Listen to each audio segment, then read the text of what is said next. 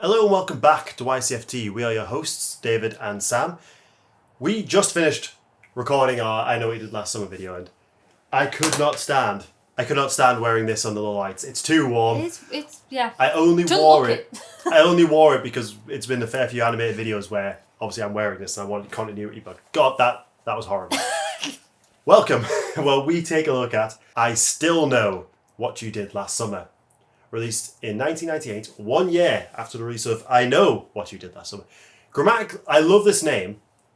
Grammatically, it makes no sense. It should be I Still Know What You Did 2 summers ago. Yeah. Or maybe I Still Know What You Did That Summer. Or I Know What You Did That Summer. I Still Know would have been a great title. Then usually it is, within the film, it is, the notes tend to say I Still Know, or the bloody sign say I Still Know. Yeah. Like at the end of the last film. Yeah. Yeah, I Still Know What You Did Last Summer just grammatically doesn't make any sense, even if it is actually a pretty cool name. Because we're 2 years on. Yeah, we are now 2 years on. The ending of the last film, In the Showers, is now retconned to A Bad Dream. Yes. And we're back with Julie. Back with Julie, obviously still played by Jennifer Love Hewitt. And we have another Bad Dream opening where she goes to confess, and she ends up confessing to Ben Willis in the confessionary. I do like that sequence. Yeah, it's pretty cool. It's so dramatic. I love it. I have a love-hate relationship with this film. I really didn't like it when I first watched it. It's probably the second time I watched it. I have warmed to it a bit, but we've also watched worse to follow. But yeah, I still have a ton of problems with this film. I still have a ton of problems with this film, but there are certain things I've come to enjoy. Just from a cheesy slasher perspective, I think it works on a lot of levels. I think I'm going to say I prefer this movie. Well, I like this movie more than you do. Yeah, for sure. I'm not coming from a viewpoint of this is great, this is better than the original. In some ways, I do prefer this to the original. The film, this is not a great slasher by any means. It is a bit of a hot mess. Yeah. But I can have a lot of fun with it. And there's certain character things that I prefer in this one that I prefer in the original. I was saying, so we have... Still not great. Still not great. The director did not return, Jim Gillespie. I cannot say his name, we'll just get past it. Danny Cannon took over this. I think he directed a lot of like DC television shows, like the most recent thing of note, and Synopsis. So, 1 year on. Following on from the now fake-out ending dream sequence of the previous film, Julie is in college. She's in college. Ray stayed at... What was the name of the town? Southport. Southport. Filmed in Newport, I think the town was called. I don't know. I knew it filmed in North Carolina. Yeah. She deals with bad dreams over what happened in their encounter with a fisherman at the end of the previous summer. The previous July 4th. I'm trying my best to do the silly voice, but yeah, she still kind of struggles, like PTSD type elements over this. She has a new friend played by Brandy. Yes. Just Brandy, the mononym. just Brandy. What's the name of her character? Carla. I really like Carla. I gotta say, I think she's really funny. I think she's a good best friend character. I agree. I like Carla a lot. She's not ready. She's not ready. She had to blow his Ray off because she's not ready to go back to her hometown for the weekend, the July 4th weekend, which kind of still a bit too soon for her. A bit too soon for her. It pisses him off. No end. Yeah. Ray is he drove all the way there. I guess to be fair, yeah, he did. And she blew him off. He drives all the way there to take her back because they've got like prearranged plans, and then she's just like, I'm not really feeling it. And so, why don't you just move? She's like, why don't you just stay here? Yeah. He's like, I work there. Yeah, not great. Yeah, not great. Brandy takes her clubbing, and she literally has like, the way the kind of flip flop her character. She has so many mood swings in this character. Like, she does. Woe was me. Oh, that's hyperactive party girl takes her to party. She has again visions of the fishermen. They win a contest on the radio for a couple of days, a weekend for 4 of them to go to the Bahamas. Yeah. Happy days. Happy days. Great. She's like, I'll bring Ray. Ray doesn't want to go. Weird for his we'll get into. They go to the Bahamas. It's the off season, so it's very rainy, and people start dying. Yeah. Because someone still knows what they did that summer 2 summers ago. They still know what Julie did that summer. Yeah. 2 summers ago. So I know what you did last summer against the backdrop of the Bahamas. A strength to this film, I actually do think, is the change of setting, like having it on like an island, which apparently like the place they used had been devastated in like an earthquake a few years prior, so it was kind of abandoned. So they did it up for the film. But saying that, I love the new setting. I also don't think they use it as much as they don't play into it enough. I think you said that about the first movie as well. You don't think they play into like the fishermen and but at least that had like parades and loads of fish themed stuff. I don't know. Fish Queen. They don't play into the islandness of it enough, and I don't know. It just feels like something's missing. Although I do like the change, and it rains a lot. Like it didn't rain much in the first movie, but it rains a ton in this one. When you've got a killer who wears basically a raincoat, I think that really works. Yeah. Keen-eyed viewers of this movie will notice that the question they get, I don't even think this is a spoiler. You pointed out, it's like, is it a spoiler when you work out? The question on the radio that wins them the competition is, what is the capital of Brazil? To which they incorrectly answer Rio de Janeiro. But the radio host says, yep, that's right, you guys win a trip to the Bahamas. To be fair, when I first watched it, I clearly didn't know what the capital of Brazil was. My geography's shit, so I wouldn't have known that either. In these types of films, if a group of people win something and end up on an island, usually that means they've been brought there for a reason. So I don't think it's that much. It's clear that whatever it was that got them there was always going to be the killer. I think that's a fair point. I do also sometimes just think, though, that like, for maybe people that aren't as familiar with slashers, aren't as familiar with horror, their mindset could have been thinking, oh, so they've legitimately won this trip to the Bahamas. Maybe the killer is going to follow them to the Bahamas, or like maybe the Bahamas is just basically it's the plot of Scooby-Doo: Return to Zombie Island. It kind of is in a way, but yeah, I don't know. I do feel like someone out there someone would have watched this for the first time and been like, bitch, it's Brasilia. It's not Rio. Oh, that's wrong. All right, well, now they're being lured to a spooky island. I don't know. I think it might just depend, but yeah, could be a spoiler, might not be. Yeah, the group we have going to the Bahamas, obviously. So we have Julie. We got Julie James. We have. We got Carla. I can't remember her name. She's just Brandy. She's just Brandy. Named Brandy. Her name's Carla. We have Carla's boyf, Tyrell. Tyrell, played by Mikhail. Mekhi Pfeiffer? I think it's pronounced Mikhail Pfeiffer, who was in a music video for Brandy the same year. Yeah. She's also a singer. And then we have, is it Michael Settle? I think it's Matthew Settle. Matthew Settle, who plays Will Benson, who is basically Julie's +1 because Ray, for reasons, has not attended. She didn't invite him. Tyrell, what's his name? I actually think it was Carla that did it. One of them invited him along as the +1 because he clearly likes Julie. He likes Julie. It's Carla's trip. Carla had a 4th ticket. She didn't want it to go to waste, and she's not really a fan of Ray. So she wants Will and Julie to, hook up. So, Ray's a nice guy. Ray's a nice guy, but yeah, Ray has not shown up. Let's get into why Ray doesn't show up. Let's do it. Played again by Freddie Prinze Jr. Yay! He returns.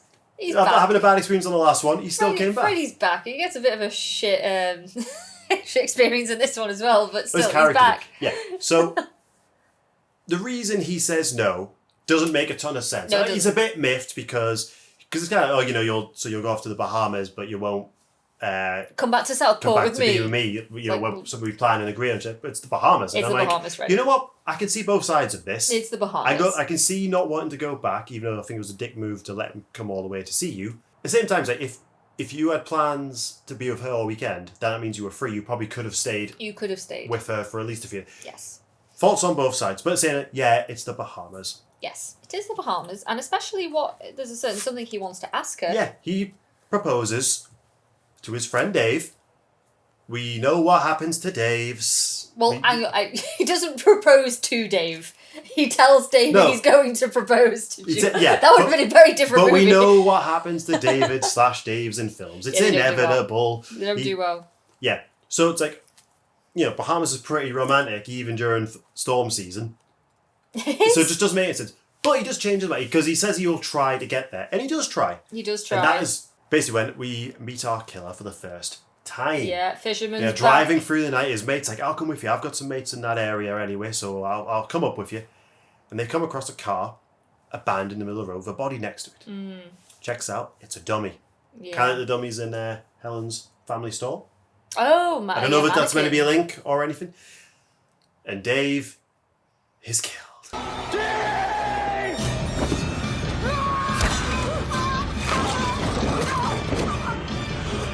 Dave is killed. Yeah. It's pretty Dave. cool. Hook through the jaw and dragged out the car window. Fisherman and gets in the car and runs Freddy off the road. Yeah. The rest of this film, Ray is basically separated from the rest of the cast. Yeah. But he is a one-man army trying to get to the island to save the love of his life. So it's like, on paper, it kind of works. And I think Freddy does the best he can here. But he's got no one to act off. Apart from like little bit of characters where he's like trading the ring in to get a gun. I need to get a boat. I want a boat. It's just like, why separate him for one of the core characters from the last film from the rest of the cast for so long? It's what I mean when I say that Freddie had a bit of a shit experience, because I think he does say in his podcast, again, to plug that he actually had a fun experience working on I Still Know. He got on much better with the director.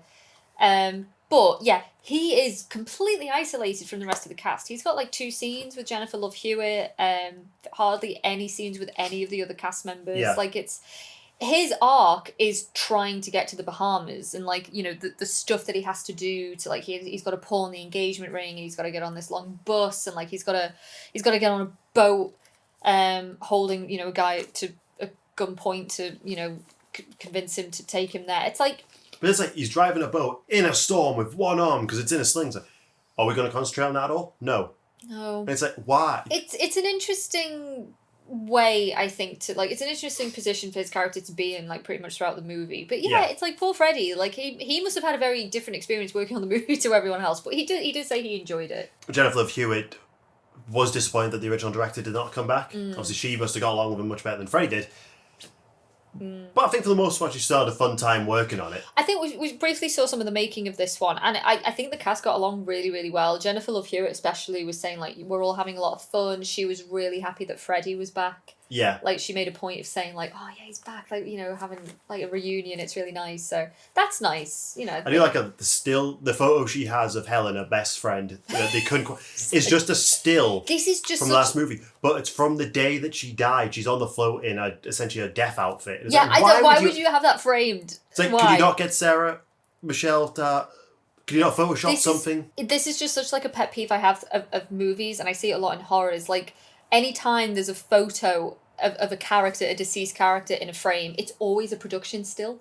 What? It's never an actual Even in photograph. Scream 6, when they had the picture of all the previous killers, Billy Loomis's is just It's a still of Skeet Ulrich looking at the camera. It's a headshot for Skeet Ulrich. Yeah, I know. It's like, just get a photo. Skeet was in the movie. Like, I'm pretty sure he could have volunteered, like, a photograph from when he was in his 20s or something. It's like, considering how much time and effort go into films, it's such a lazy thing to overlook. Yeah. And it's something your audience is going to point out. It's so noticeable. Anyway, let's carry on. I also love that the hotel is run by Jeffrey Combs. In the Reanimated series. I love Jeffrey Combs. I know him from The Frighteners. Yeah. For someone who's worked in hospitality in the hotel industry before, his attitude... It just sucks. I get it. On a personal level, He's just such a dick to them as soon as they arrive. He's so done because he's out of there. Yeah. He's about to get out there because they realise they've kind of been conned. It's the off season, but they basically means that even though the web series, they kind of have this whole resort to themselves. Yeah, basically, yeah. Jack Black is in this. Yeah, Jack Black is in it. Okay. I love Jack Black. This character even gets spoofed. There's a throwaway line in the Scary Movie, isn't there? Oh yeah, I hate that white Jamaican guy. Yeah, he's got dreads. He smokes a lot of weed. He's a harmless character, but he really fucking annoys me. Damn it, man! You scared the shit out of me. You're living your life in fear, bro. Okay, I understand that. I feel like there's a lot of dislike for Jack Black's character in the movie. I think he's doing fine. But... I understand it. He is an annoying character. It's called Titus, by the way. Like, and we assume he works at the resort. I think he's a pool boy. I think he's a pool boy, yeah. But I do understand the annoyance, but he's not in the movie enough for it to really kind of bug me. I think if he was more of a main character, then yeah. But he just sort of pops up every now and then, and I'm like, oh, okay. That kind of leads to a problem that I have. The first 3 kills, which is Dave. Honestly, I start taking it personally that. At least what if I find out my life is a horror movie and I'm actually just I'm doomed to die? Dave. It's just right. So Dave.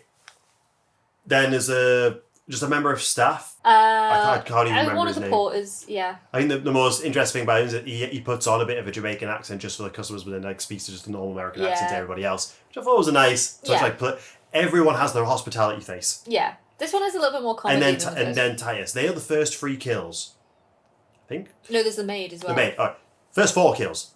All of these characters have like one scene prior to their death. Scream 2 told us you gotta go big with the sequel, and they do. There's more bodies in this, but I don't care about any of these characters, especially those first 3. Titus might get a little bit more, but those first 3, one scene, and then their second scene they die. Yeah, they have. You don't care. They have no stakes in the story, and this even Jeffrey Combs. We only see him a second time. Very briefly. Yeah. He has that one scene where we see him. The next time we see him, he's dead. I would have loved to. It was just really cool because it's that I still know it in blood on the wall. It's great. Yeah, like one scene before kill. Jeffrey's death, I would have loved to have seen the actual death scene happen. Like I would have liked to have seen his reaction to the fisherman. I would have loved to have seen like a chase maybe with Jeffrey Combs. Like it's Jeffrey Combs. You can't underuse this guy. Yeah. And this movie did.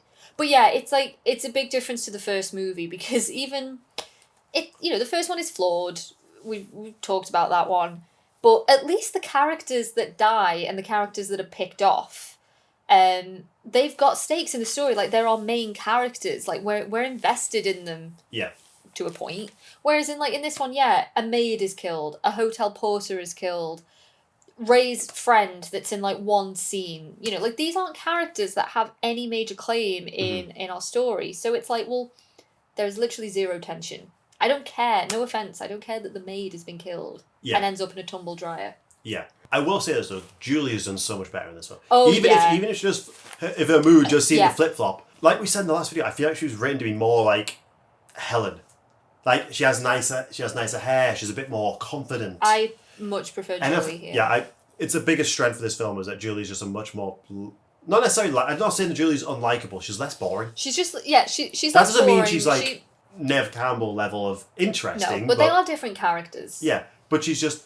I enjoyed watching her a lot more in this one. I'm exactly the same. I think it's a reason why I do really enjoy I Still Know, because I prefer our final girl in this one. Julie is still Julie, and yes, she does she yo-yos a lot in mood. So it's, 1 minute she's a screaming, traumatized mess. The next minute she's very mellow, and then the next minute she's like a giggly kind of schoolgirl. She flip-flops a lot. That's not necessarily again Jennifer Love Hewitt's problem. That's the writing problem. Kevin Williamson did not return for that. He wanted to, but he was deep into Dawson's Creek. He couldn't come back. He just did not have the time. Yeah. To give the script a look over. Yeah. So that's a writing thing. I think she does the best job that she can do. But there's a strength in this one that she doesn't have in the first one, and that thing that really aggravated me in the first movie of sad meek little Julie with the long sleeves and the greasy fringe covering her face that I just could never ever take seriously. That's gone in this one. Now she's got her hair's a lot more styled and she's wearing nicer clothes. It sounds like such a shallow thing to say to prefer a character because of the way they look, but it just sort of speaks to all right, she's got a bit of confidence now. She's found a bit of inner strength, even though 10 seconds later she is screaming and petrified. In relation to her, there's one scene she didn't like filming, but also is a really in my mind quite a dumb scene. There is a scene where because she kind of gets a bit spooked. They're doing karaoke and obviously Jennifer Love Hewitt can sing. Yeah, gotta plug that. Yeah, and it comes up in the karaoke show I Still Know. Mm-hmm. So she kind of freaks out and they decide no, and she finds a body at one point in a room, doesn't she? Yeah, she finds the body of the porter. Yeah, which then disappears and everyone thinks she's crazy. So Brian decides to take her to the gym, and it's where the film I always think this film feels a lot longer than what it is. It kind of meanders a lot. This sequence does slow it down. Yeah. The gym scene. So she, she tells her, get a tan on and get the gets her in the tanning bed, Final Destination 3. I don't know how that didn't ruin tanning beds for a whole generation, but this probably wouldn't help. But obviously she's in a bikini, but apparently like she's very self-conscious and she's kind of like, it was very hot and she hadn't been eating because she was so nervous about it. Apparently her mum was on set and kind of like noticed that because she passed out in it like during the scene. It is a bit of, it's a shame. Like she was so self-conscious because she's in a bikini in the scene, and she was so self-conscious about her body that she starved herself like a day or something in preparation for it, and that coupled with the heat exhaustion, like it just I'm glad her mum was on set. Yeah, same. To follow on, the reason why I think the scene's dumb is the killer zip ties her on there and turns up the heat. Yeah. Eventually, when she is found, something spooks the rest of them, so they're all like, God, stuff's going on. Instead of just turning off the tanning bed. They just... Because the killer, he doesn't do anything to the machines. They get away and Tyrell starts smashing it. Oh my God, it is Tyrell, is it not Tyrone? Tyrell. I just know it was Mikhail. Yeah. Smashing it with a weight, and I'm like, and the glass is breaking in there. She's like, why don't you just turn it off? There's definitely an alternate moment where they could have just like, right, Julie, hang on in there. We're just going to turn this dial down. Bear with us. We'll get some pliers and we'll cut the zip tie. Most zip ties, you can actually just they have a little thing so you can just pull them out. It's clearly a scene to build tension. Yeah. You know, and it is like the concept of it is horrifying. Like anyone who's seen Final Destination 3, that is a little bit dumb, and it's just the film is filled with like little moments that I'm just like, that's just a bit dumb. The film is totally guilty of that. And the comedy is ramped up in this. I think there's a lot more camp in this one than ever which I do actually think kind of works. Which I can enjoy. I'm not saying it's good. I'm not saying that, but I am saying you can enjoy it. But yeah, there are like random other like little subplots, I suppose, that are brought into it but don't really go anywhere. Like Bill Cobbs is the actor, isn't he? He plays like the main like hotel porter guy, I think. Loving voodoo. He becomes a suspect. And they track down where he lives on the island, and there's lots of like voodoo things about, which in itself is like a bit of a cliche, and they become convinced that he's casting some kind of like evil spell against them, where it's not. It turns out he's actually casting a protective spell because Bill Cobbs apparently knows what the capital of Brazil is, and he knew that they'd been lured there. I do like that review. It's just Brasilia. It's Brasilia, yeah. Yeah. But like the whole like casting the protective spell, like that does absolutely nothing. It goes nowhere. It's just a thing that's in the movie. I don't think this is that much of a spoiler to say, but Ben Willis is the killer again. So the mystery and trying to have a couple of people that could be the killer again doesn't really work. But we find out that he knows Ben. Yeah. He worked in the hotel, and we kind of get a lot of unnecessary backstory for Ben. It turns out that his wife had been cheating on him, so he murdered her in the hotel room that Julie's staying in. And obviously, because we're assuming he arranged all this, he on purpose put in that room, and he said, "Oh, they eventually found the body, bits of it." So it's like, so he's dismembered his wife. In the first film, he killed David Egan. I completely forgot his name there for a moment because we don't really see the character. We'll forget. He kills David Egan because he caused the death of his daughter. Yeah. And he started killing our main cast because they run him over and left him for dead. Yeah. But now we're also led to believe that he murdered and chopped up his wife. I think his motivation was fine in the first one. Yeah. This is just extra. Yeah, you've gone from the first movie from making him into sort of not an anti-hero necessarily. You understand his motivations. You understand, like he's a grieving father that's out for revenge. And killing the kids that run him over one by one is maybe a bit extreme, but the guy because they did drown him after they realised he was alive as well. They clearly didn't check his pulse long enough. But I mean, he's still like he's a grieving father. Like that's what's kickstarted this whole thing off, and like that's. If not relatable, it's certainly empathetic. Yeah. Whereas now I still know they've tried to up the ante and they've just turned him into a full-blown psychopath.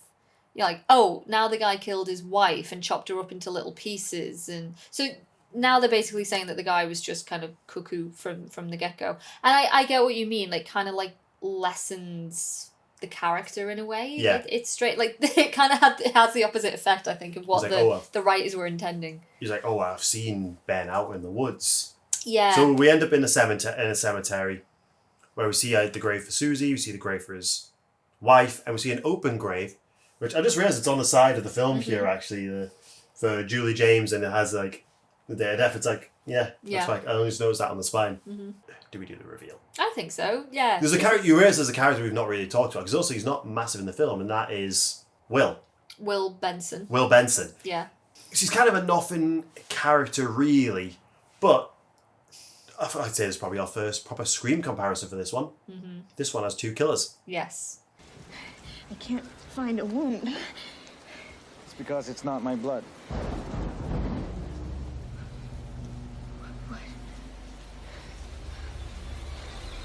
Get ready, guys. Get ready for this. Will is in incredible cahoots with Ben, and I shit you not, this is a line. It's like, don't you get it? Benson, Ben's son. It's like, oh my fucking god! This is without doubt one of the best, and also one of the shittiest killer reveals in slasher history. Well, it goes further. If you actually look at it, if you look at Will's, it's called Will, isn't he? I've got that right. Will Benson. Obviously, his original. So his name is. I don't know if his real name is Will, but if it is, and his name is Will Willis. But if you compare, if you put his first name, his original last name, and his made-up names, is Will is Ben's son. You'll get it! Will Benson! Ben's son! It's like someone saw that and thought that was so fucking clever, and it annoys me because on a certain level, it is. Yeah. I don't think Kevin Williamson, if he was on this film, would have written that. Something tells me I don't think that's not a Kevin Williamson thing, you know. Ben's son. I can really tell the actor is trying so trying hard his best to be psycho, and like it's also it doesn't work because like again, just to very quickly draw a Scream comparison, I will stop talking about Scream at some point in my life. Actually, no, I can't commit to that.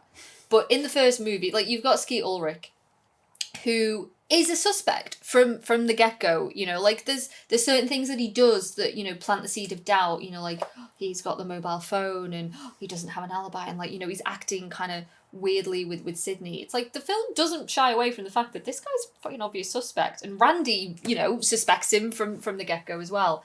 With Will, we've got the opposite thing.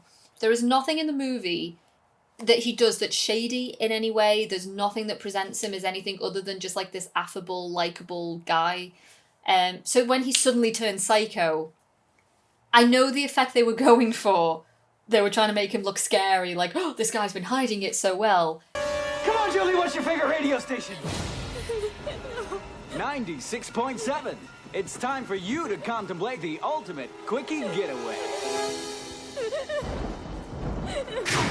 It actually just comes across as like a little bit goofy to me. And again, you know, I can tell the actor's really trying. He's trying to get a Skeet Ulrich on. He's trying to get into that mindset of crazy psycho killer. It's just like, it just doesn't work. Yeah.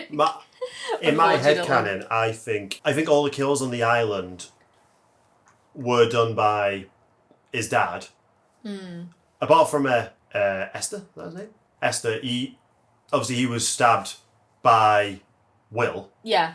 But I think that Dave was killed by Will. I'm thinking logistically, if Ben was on the island, so you have to get off the island to be where Freddie Prinze Jr. was, so they have to get back on the island, whereas I think it was so much easier for Will to meet them on the road. Yeah, that makes sense. And to get back in time. I think timeline-wise, that's the only way that could have happened. Yeah, I If I'm going to watch again, I'm going to look, because obviously in this one, Ben has one hand, because he loses a hand at the end of the last one, which I don't even think we talked about yet. So he actually has a hook for a hand, which the legend that they talk about at the beginning of the first movie about a hook-handed killer, it's come full circle now. He is a hook-handed killer. Yeah, he's turned into the myth. So I think I need to watch, the next time I watch this movie, I'm going to watch that scene to see if the guy has a hand or if he has a hook. Yeah.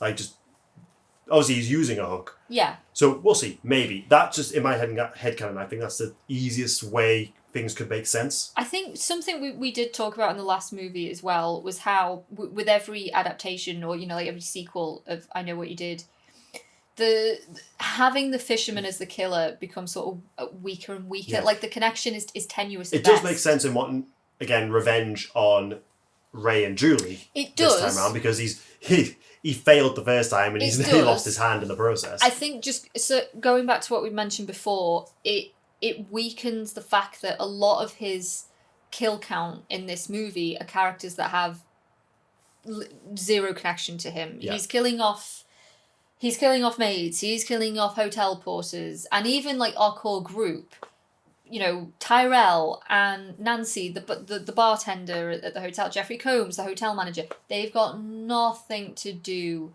with Ben Willis. So Brandy puts up a really good fight.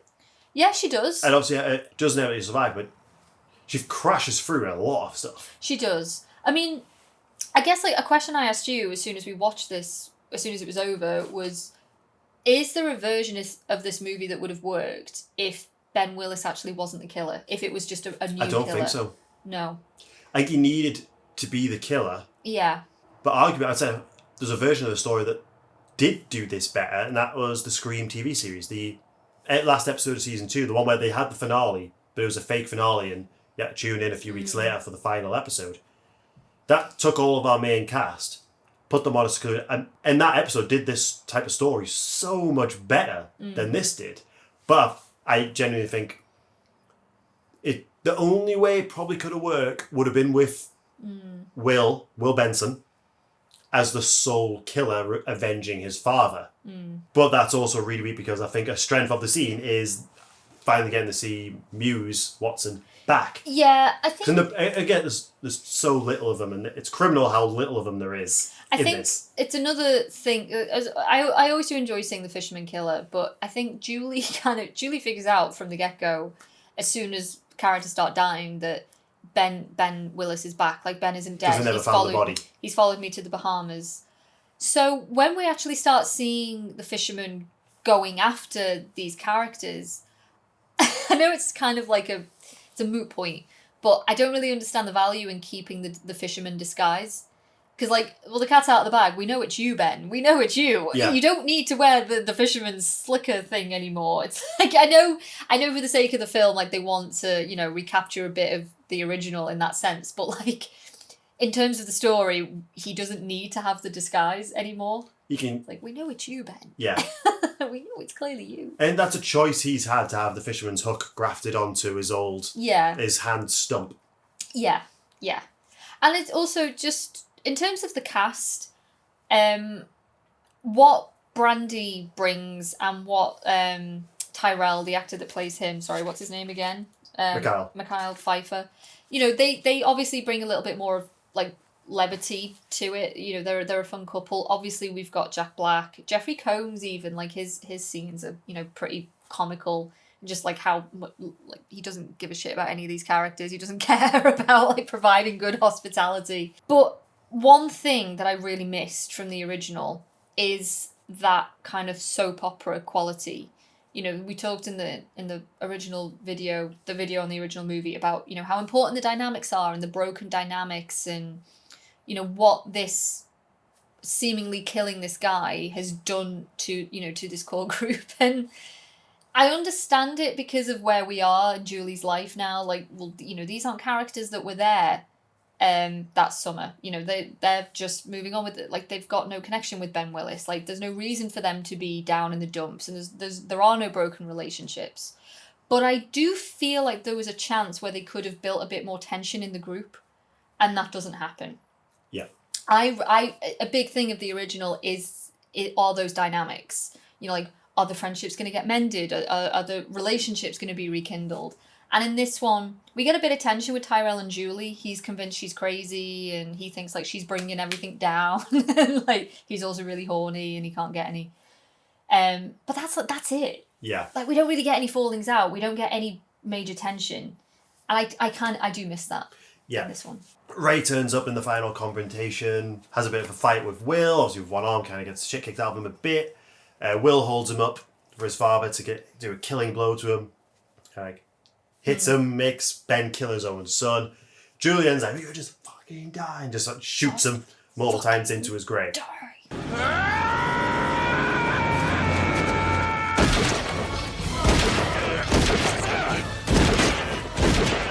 just fucking die? Brandy also kind of disappears for like the last part of the movie. She So does, they kind of yeah. forgot about her until the end. We cut to, is it a year later again? Yeah. And Ray and Julie have their own home. Ray is loving his new electric toothbrush. Yeah, such a weird little It's moment. Yeah. We find out the killer is still, Ben's still alive and he was hiding under a bed. Do we assume that's just another dream? That's definitely a dream. Because I'm convinced it's a dream. we briefly talked about how we've had a TV series since, but they have announced a legacy sequel. How do you think they should do the sequel? Because obviously they'd have to bring back the same killer, I think. Yeah. Ben would have to still be alive. Yeah. But we are avid supporters of viewers of Zach Cherry and his podcast, The Cherry Picker. Mm-hmm. And he suggested that a good way to do it would actually be to retcon the second half of the first movie.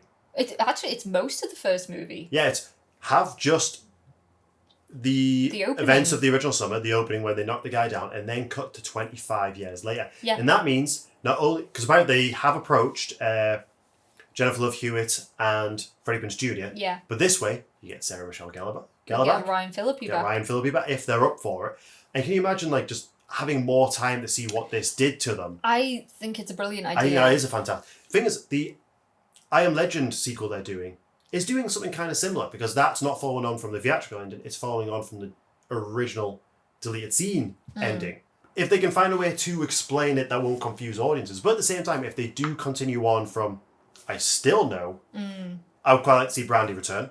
I would like But to. they need to find a way for Ben Willis to still be alive in Yeah. a realistic way. I, as much as I do like the original and I have fun with this, I really wouldn't mind retconning it all. If the only thing that exists is the opening where they hit Ben Willis and they vow they're never going to speak of this again, cut to 25 years later, and that's when they get the first letter or, you know, whatever. I know what you did that summer. That summer. I was going to say, they can't call it... Look, legacy sequels tend to take on the name of the original. Scream, Halloween, Yeah. Texas Chainsaw Massacre. We can't call it I Know What You Did Last Summer when it's 25. And yes, I Know What You Did That Summer just works. Yeah. It's And close then- enough to the original. It also, it's clear that it's a different film. Yeah. But it means it doesn't matter what how far apart it is, it just works. And then you get them all back 25 years later, and I think that could be really, really interesting. I think it's time for It another good adaptation. It is time because again, like with I Still Know, it is campy, very cheesy, fun. I actually made a note here that I'd forgotten about. I said it was kind of like a bad Agatha Christie murder mystery. Yeah. Because like I don't know if anyone's seen like a lot of Agatha Christie adaptations, but she did a lot of stories set abroad, like in really hot climates. Like she did the Caribbean mystery, and she did a lot of ones like set in like the Middle East. And I just think there was something about this rewatch of I Still Know. I was like, this is like a really bad version of an Agatha Christie whodunit, but it's like we know who done it. Yeah. But I see, Ben's son. Ben's son. Also, sorry, you mentioned earlier about like the showdown in the graveyard. And we were chatting earlier again about, like wasted opportunities, like with character dynamics and stuff. I really think that they could have done more with Julie's confrontation If she gets with like, Ben. God, you murdered my friend. Get over it. Yeah. Like, to actually have a proper conversation with Ben. Because, again, I'm a big fan of Scream 3. And I know it's, for many people, it's the weakest one. I get it. Sydney's confrontation with the killer in that one, where she snaps and she's like, I've heard all of this shit before. The only reason you kill is because you choose to kill. Like, there's no one else to blame for this. And I really would have loved a moment like that with Julie and Ben in this. Like, not, to quote that verbatim, but if she'd have just, like, fought a little bit and said, like, you've destroyed my life. Like, you've killed my friends. Like, you've traumatized me forever. Like, be satisfied. Like, be done with it. Yeah. Like, there's no... You're killing random people at this point. Like, people that aren't connected to us. It's like, what is it going to take? Just like a little something. They could do that with the new sequel, especially if she's still dealing with it 25 years later. Yeah, exactly. Yeah. Yeah. I feel like there was a bit of a missed opportunity. I mean, all in all, I think I still know the angle that they took with it is a very strange angle.